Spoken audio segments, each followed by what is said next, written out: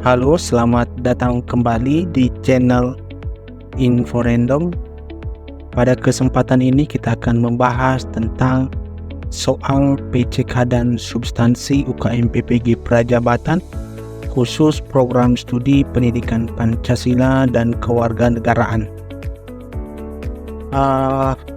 Dalam video kali ini dikhususkan untuk teman-teman yang sedang mengikuti ujian substansi untuk masuk PPG Prajabatan tahun 2024 dan juga teman-teman yang sudah memasuki tahap PCK atau ujian Pedagogical Content and Knowledge untuk kelulusan UKM PPG di beberapa universitas.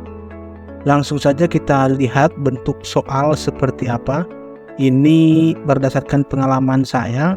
Soal PCK dan ujian substansi masuk PPG itu hampir sama soal-soal yang akan dibahas. Bedanya hanya di numerasi dan literasi. Itu ada di tes ujian substansi masuk PPG Prajabatan tahun 2024. Inilah pengalaman saya dulu waktu mengikuti ujian pada tahun 2022. Kebetulan saya sebagai lulusan PPG Prajabatan tahun 2022, lebih tepatnya di gelombang kedua dulu. Oke, tanpa berlama-lama, mari kita cek soal-soalnya seperti apa. Oke. Ya, pada pertemuan ini kita akan membahas tentang kompetensi guru di bidang pedagogi saja. Nanti di video berikutnya kita akan membahas lagi tentang profesionalisme guru. Karena sebetulnya kompetensi guru ini sering menjadi soal-soal yang akan muncul di beberapa ujian, termasuk ujian substansi, ujian PCK, dan juga ada di ujian P3K guru. Nah, oleh karena itu kita sebagai calon guru, sebagai calon pendidik yang profesional harus menguasai keempat kompetensi guru, yaitu pedagogi, profesional, kepribadian, dan sosial. Nah, terkhusus untuk kali ini kita akan membahas tentang pedagogi. Tanpa berlama-lama kita langsung saja pada bagian soal-soal yang harus kita pelajari bersama pada video ini. Soal pertama yaitu kurikulum mata pelajaran PPKN itu memuat tentang pengetahuan kewarganegaraan atau sering kita sebut sebagai civic knowledge.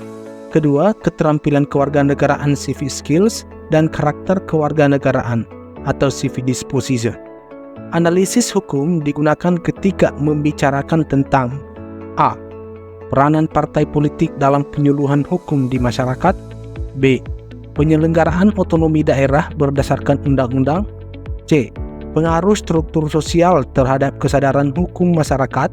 D. Fungsi legislasi yang dimiliki oleh Dewan Perwakilan Rakyat. E. Hambatan kultural dalam membangun sistem hukum nasional. Nah, dalam soal ini kita dipertanyakan analisis hukum digunakan ketika membicarakan tentang. Nah, ini materinya tentang kurikulum PPKN ya teman-teman.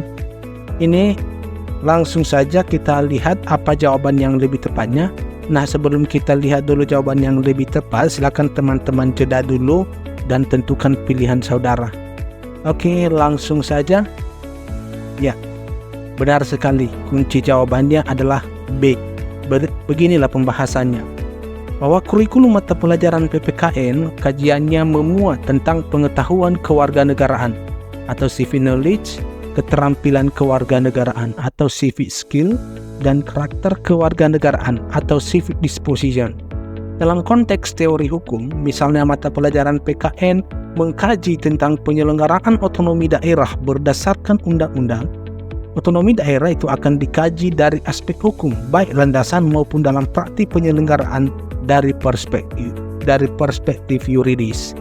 Nah, itulah pembahasannya ya teman-teman. Lanjut ke soal nomor 2. Perumusan indikator pencapaian kompetensi yang tepat untuk kompetensi dasar itu mematuhi norma-norma yang berlaku dalam kehidupan bermasyarakat untuk mewujudkan keadilan adalah A. Melaksanakan ketentuan norma kesopanan di lingkungan sekolah. B. Menganalisis berbagai norma-norma yang berlaku di masyarakat. C. Menjelaskan makna berbagai norma yang berlaku di masyarakat. D. Mengidentifikasi berbagai kasus pelanggaran norma di masyarakat. E. Menunjukkan macam-macam norma yang berlaku di masyarakat.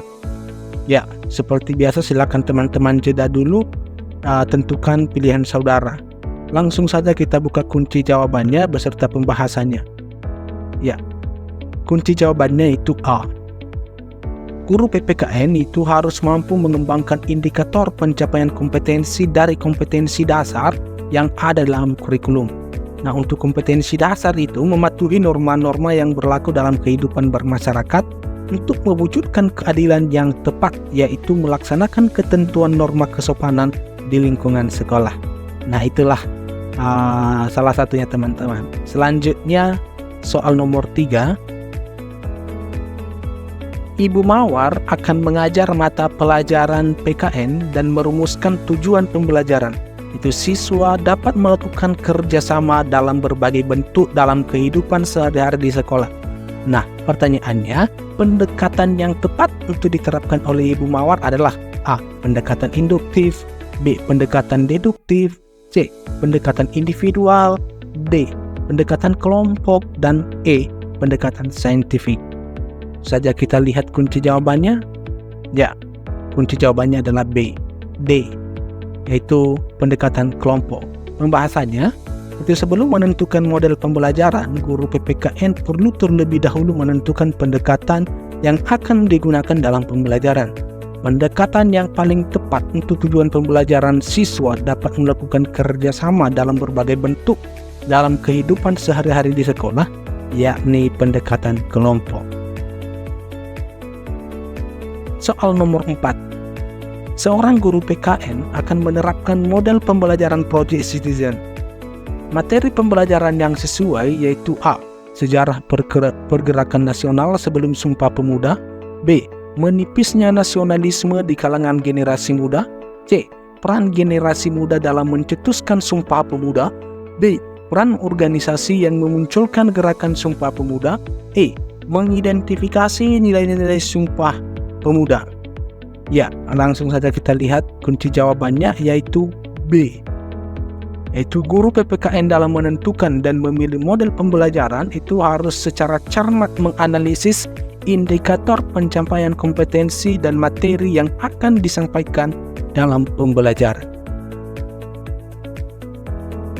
Soal nomor 5. Pak Budi sebagai guru PKN merumuskan indikator pencapaian kompetensi, itu menjelaskan proses pembentukan peraturan daerah. Media pembelajaran yang tepat dipilih oleh Pak Budi untuk mencapai kompetensi pembelajaran tersebut adalah A. Video tentang sidang pembentukan peraturan daerah. B. Bagan alur proses pembentukan peraturan daerah. C. Video tentang kegiatan pembentukan peraturan daerah. D. Gambar tentang sidang pembentukan peraturan daerah. E. Aplikasi tentang sidang pembentukan peraturan daerah. Kunci jawaban yang paling tepat adalah bagian B. Yaitu guru PPKN di samping harus mampu mengembangkan bahan ajar, metode dan evaluasi, juga mampu memilih dan mengembangkan media pembelajaran yang tepat untuk mencapai kompetensi pembelajaran. Media yang tepat untuk indikator pencapaian kompetensi dalam menjelaskan proses pembentukan peraturan daerah yaitu bagan alur proses pembentukan peraturan daerah. Melalui bagan alur tersebut akan memudahkan peserta didik dalam mencapai kompetensi pembelajaran. Soal nomor 5, yaitu seorang siswa memainkan handphone di dalam kelas ketika guru sedang mengajar. Maka reinforcement yang tepat diberikan oleh guru kepada anak tersebut adalah A. Memberikan ancaman. B. Memberikan hukuman. C. Memberikan tugas tambahan. D. Memberikan peringatan. E. Mendekati siswa tersebut. Nah, kunci jawaban yang paling tepat adalah bagian E, yaitu mendekati siswa tersebut. Dalam proses pembelajaran, itu seorang guru harus bisa memilih solusi jika ada siswa yang melakukan hal yang kurang baik dalam pembelajaran. Siswa diharapkan menjadi sadar dan tidak mengulanginya lagi.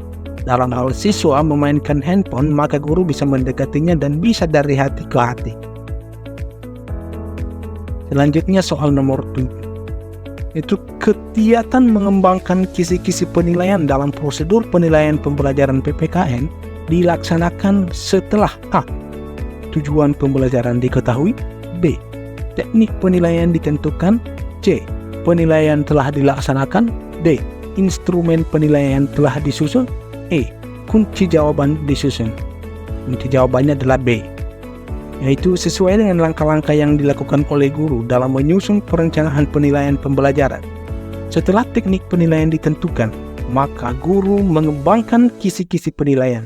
Kisi-kisi yang dibuat memuat materi, indikator pencapaian kompetensi, bentuk soal, tingkat kesukaran soal, dan berapa jumlah soal dari setiap indikator pencapaian kompetensi. Soal nomor 8. Jenis instrumen penilaian yang tepat dipergunakan guru untuk memperoleh hasil belajar peserta didik dengan indikator pencapaian kompetensi, menganalisis makna Sumpah Pemuda dalam perjuangan kemerdekaan Republik Indonesia adalah A. Lembar observasi, B. Produk, C. Proyek, D. Skala sikap, E. Tes tertulis uraian. Jawaban yang paling tepat adalah E, yaitu tes tertulis uraian.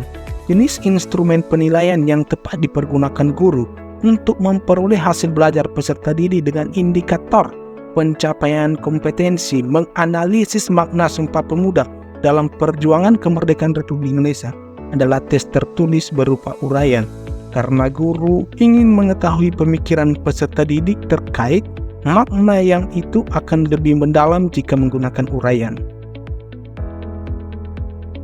Soal nomor 9. Penggunaan teknologi terbaru itu dapat dilakukan guru dalam kegiatan pembelajaran sehingga hasil belajar peserta didik maksimal.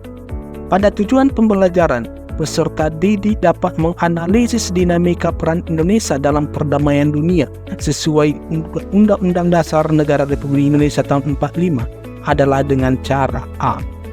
Membaca buku elektronik tentang dinamika peran Indonesia dalam perdamaian dunia, B. Membuat clipping dari media elektronik tentang dinamika peran Indonesia dalam perdamaian dunia, C. Membuat karya tulis tentang dinamika peran Indonesia dalam perdamaian dunia, D. Membuat ringkasan isi buku elektronik tentang peran Indonesia dalam perdamaian dunia, E. Melakukan kajian lapangan tentang peran Indonesia dalam perdamaian dunia sesuai Undang-Undang Dasar Negara Republik Indonesia tahun 45. Mari kita lihat jawaban yang paling tepat. Ya, inilah teman-teman, jawaban yang paling tepat adalah bagian B. Itu membuat clipping dari media elektronik tentang dinamika peran Indonesia dalam perdamaian dunia. Pembahasannya begini. Penggunaan teknologi baru tentu dapat memberikan hasil yang maksimal dari peserta didik. Untuk menganalisis dinamika peran Indonesia dalam perdamaian dunia sesuai Undang-Undang Dasar 45 adalah dengan cara membuat clipping dari media elektronik tentang dinamika peran Indonesia dalam perdamaian dunia. Soal yang terakhir, yaitu soal nomor 10, yaitu penggunaan pesan singkat melalui media sosial itu dapat mempengaruhi bentuk pola silaturahmi antar warga masyarakat Indonesia yang bila berlanjut secara sosial dimungkinkan terjadinya kondisi A. Menurunnya kualitas hidup gotong royong, B. Penggunaan alat komunikasi yang canggih, C. Internet dalam keluarga sebagai kebutuhan, D. Semakin kuatnya ikatan kekeluargaan, E. Hubungan guru dan siswa semakin akrab. Ya, jawaban yang paling tepat adalah A. Pancasila sebagai pandangan hidup bangsa Indonesia secara ideal mengandung makna bahwa Pancasila dijadikan sebagai pedoman atau petunjuk dalam kehidupan sehari-hari. Namun dalam praktik nyata di masyarakat seringkali tidak sesuai dengan kondisi ideal. Misalnya media sosial akan mempengaruhi bentuk pola silaturahmi dan dapat menurunkan kualitas hidup gotong royong di masyarakat. Kegiatan atau aktivitas warga negara sebagai Indonesia dalam kehidupan sehari-hari senantiasa didasarkan pada nilai-nilai baik yang terkandung dalam Pancasila sebagai pandangan hidup. Nah, itulah beberapa contoh soal yang akan muncul dalam soal ujian PCK, Pedagogical Content and Knowledge, serta ujian substansi untuk masuk PPG Prajabatan tahun 2024. Ini mohon maaf jika banyak terdapat kekurangan. Tadi di nomor 10 ada kesalahan penulisan di bagian A, sebetulnya A, B, C, dan E, dan itu sudah terjadi kesalahan penulisan. Kemudian teman-teman yang sedang menonton video ini, mohon kerjasama yang baik untuk subscribe, untuk like dan komen video ini. Berhubung ini adalah video pertama saya menjadi konten kreator dalam bidang pendidikan, saya akan terus berbagi informasi tentang informasi pendidikan, seputar info pendidikan profesi guru, soal-soal P3K, soal CPNS, soal kedinasan, dan beberapa informasi terkait tentang pendidikan. Nanti kita akan berbagi informasi secara bersama-sama. Demikianlah, selamat menyaksikan. Semoga informasi ini dapat bermanfaat. Terima kasih.